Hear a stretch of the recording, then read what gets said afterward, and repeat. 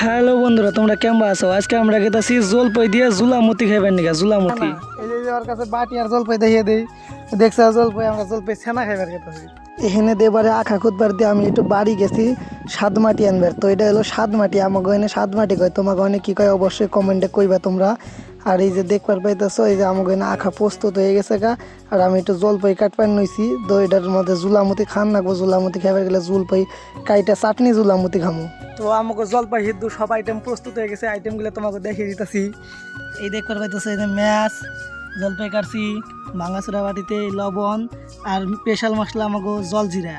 আর এই যে এই দুটো হলো আমাকে গ্যাস।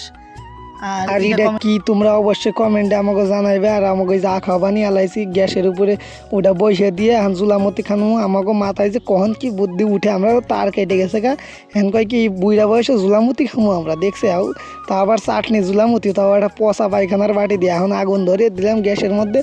আর জল দিয়ে দিতেছি পরিমাণ মতো, দিয়ে নিয়ে যখন একটু স্বাদ মাটি দিয়ে দিলাম। স্বাদ মাটি না দিলে তো আবার অভিনয় দেখবার পাইতেছে। এই যে মমতা দিদির গ্যাস পথ পথ পথ পথ করে চলতে আসি, এটা আমাকে আবার সরকারি গ্যাস আমরা নিয়ে আইছি। এই যে ঢাকনা দিয়ে দিলাম যাতে নোংরা না পড়ে। আর আমাকে ভিডিওটা কেমন হইলো অবশ্যই তোমরা কমেন্ট করে জানাইবে। আর এটা পার্ট 1, পার্ট 2 কালকে নিয়ে কারণ ভিডিওটা বেশি বড় হয়ে গেছে। দেখো বন্ধু, টাটা।